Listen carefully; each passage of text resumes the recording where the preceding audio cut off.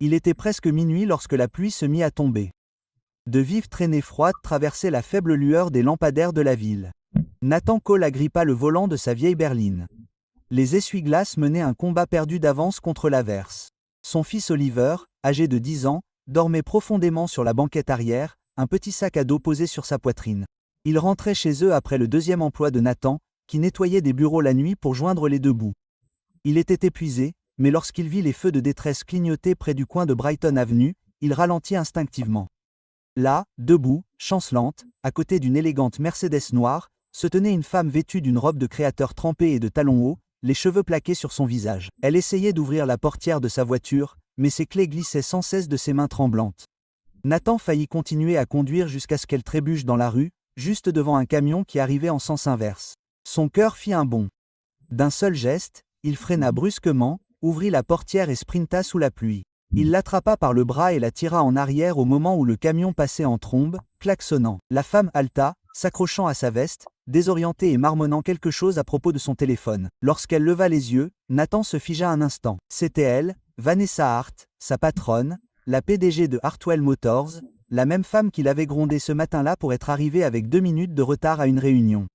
La même femme dont le perfectionnisme faisait marcher tout le monde autour d'elle sur des œufs. Et la voilà, trempée, tremblante, sentant le whisky, les yeux écarquillés et effrayés comme ceux d'une enfant. Si vous croyez en la gentillesse, aux secondes chances et à l'humanité, même lorsque personne ne vous regarde, prenez une seconde pour aimer, commenter, partager et vous abonner au Kinless Journal. Votre soutien nous aide à diffuser des histoires vraies et émouvantes qui redonnent foi aux gens.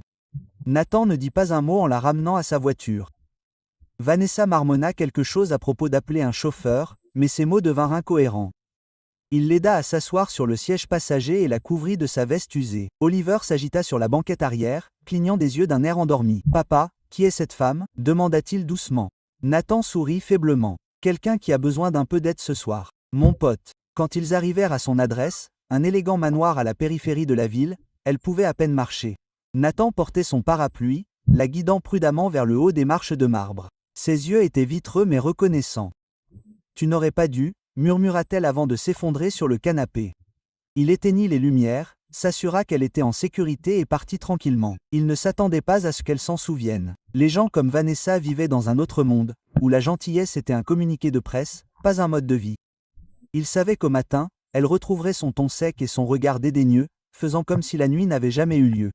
Mais il avait tort. Le lendemain matin, lorsque Nathan entra dans le hall d'entrée de Hartwell Motors, l'atmosphère était inhabituellement tendue. Des murmures le suivirent tandis qu'il se dirigeait vers le bureau de maintenance. Puis les portes de l'ascenseur s'ouvrirent et dépassèrent Vanessa. Elle avait l'air différente aujourd'hui, calme, oui, mais son regard était plus doux, sa voix plus basse. « Monsieur Cole » cria-t-elle. Toutes les têtes se tournèrent. Nathan s'arrêta, mal à l'aise. « Maman » elle s'approcha lentement de lui, le claquement de ses talons résonnant sur le sol en marbre.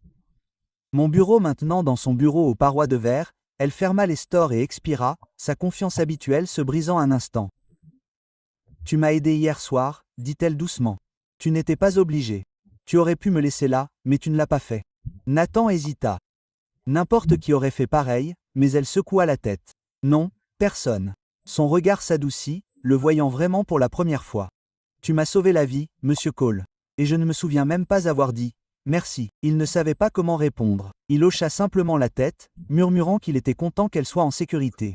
Elle l'étudia un long moment avant de demander « Tu as un fils, n'est-ce pas, Oliver ?» Nathan cligna des yeux. « Comment vas-tu ? J'ai vérifié ton dossier, admit-elle. Tu as fait des doubles quarts de travail. À la maintenance le jour, au nettoyage la nuit. Je ne l'avais jamais remarqué auparavant. » Pour la première fois, elle sourit. Un vrai sourire, fragile, mais sincère. « Je suis désolé de la façon dont je t'ai traité. J'étais aveugle. » Le reste de la journée fut surréaliste. La rumeur se répandit dans l'entreprise que la PDG elle-même avait invité l'agent de maintenance dans son bureau. Certains disaient que Nathan allait se faire virer. D'autres chuchotaient qu'il l'avait sauvé d'un danger. À l'heure du déjeuner, Vanessa avait ordonné une journée de congé payé pour Nathan, insistant pour qu'il emmène Oliver dans un endroit agréable. Mais Nathan ne pouvait pas oublier qu'elle tremblait sous la pluie. Quelque chose dans cette nuit-là lui disait que sa douleur n'était pas seulement due à l'alcool.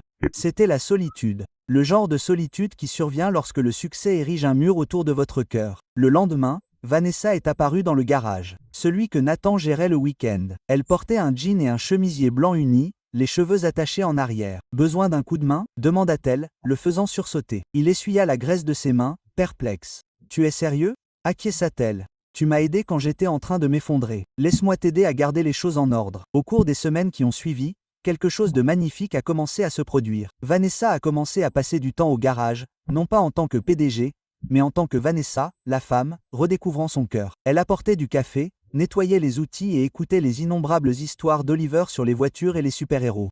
Le garçon l'adorait, l'appelait Miss V. Nathan essayait de garder ses distances, mais il ne pouvait nier la chaleur que sa présence lui apportait. Un après-midi, Vanessa lui a avoué la vérité. Le soir où tu m'as trouvé, dit-elle, assise sur une boîte à outils, je n'étais pas seulement ivre. J'essayais d'oublier que je venais de perdre mon père. Nous nous sommes disputés avant qu'il ne décède, et je ne lui ai jamais dit au revoir. Sa voix s'est brisée, des larmes lui ont rempli les yeux. Tu m'as sorti de bien plus qu'une simple rue, Nathan. Tu m'as sorti d'un endroit sombre dont je ne pensais pas pouvoir m'échapper. Nathan sentit sa gorge se serrer. Tu es plus forte que tu ne le penses, Vanessa. Elle sourit faiblement. Non, je viens de rencontrer quelqu'un qui m'a rappelé à quoi ressemble vraiment la force. Leur lien s'est approfondi de jour en jour.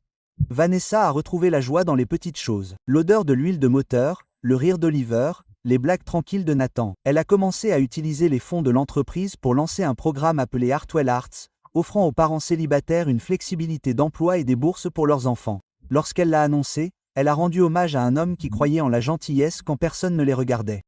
Cet homme debout au fond du couloir essayait de ne pas pleurer, mais la vie, comme toujours, n'avait pas fini de les mettre à l'épreuve. Une semaine plus tard, Nathan s'est vu proposer un poste dans une autre ville. Un meilleur salaire, de meilleurs horaires. C'était la chance qu'il avait espérée, mais cela signifiait laisser derrière lui la femme qui avait changé sa vie autant qu'il avait changé la sienne. La nuit précédant sa décision, Vanessa est venue au garage une dernière fois. Le soleil couchant lui avait peint le visage d'une lumière ambrée. Alors, a-t-elle dit doucement. Tu pars ? Il a hoché la tête. C'est pour Oliver. Il mérite un avenir meilleur. Elle s'est approchée. Tu lui en as déjà donné un. Tu m'en as donné un aussi. Ses yeux brillaient, mais elle ne pleurait pas. Promets-moi quelque chose, Nathan. Ne cesse jamais d'être qui tu es. L'homme qui sauve les gens même quand ils ne le méritent pas. Il voulait parler pour dire les mots qui brûlaient en lui, mais au lieu de cela, il a juste souri et a dit « Prenez soin de vous, mademoiselle V. » Alors qu'il partait le lendemain matin, Oliver a regardé par la fenêtre et lui a fait signe de la main. Vanessa se tenait devant le garage, tenant le même parapluie que Nathan avait utilisé cette nuit pluvieuse. Elle n'a pas bougé jusqu'à ce que sa voiture disparaisse de sa vue. Des mois plus tard, une lettre est arrivée au nouveau domicile de Nathan. À l'intérieur se trouvait une photo. Vanessa et un groupe d'employés se tenaient sous un nouveau panneau portant l'inscription « Initiative Call ». En dessous, de la main de Vanessa, on pouvait lire « Vous ne m'avez pas seulement sauvé cette nuit-là, vous avez changé qui je suis. Merci de ne pas faire semblant d'oublier. » Nathan garda la lettre longtemps, puis la posa à côté du dessin d'Oliver sur le frigo, une photo de leur ancien garage. Les mots « Les secondes chances commencent ici » étaient écrits d'un gribouillage d'enfant. Il sourit, des larmes brillant dans ses yeux fatigués. Parfois, le destin n'a pas besoin de grands gestes, juste d'un acte de gentillesse discret par une nuit pluvieuse qui change tout. Si cette histoire vous a touché, n'hésitez pas à aimer, à partager et à vous abonner au Kindness Journal. Chaque clic nous aide à partager davantage d'histoires vraies d'espoir et de rédemption avec le monde. Demande spéciale, commentez ci-dessous. Je crois aux secondes chances. Si vous pensez que la gentillesse a encore le pouvoir de changer des vies,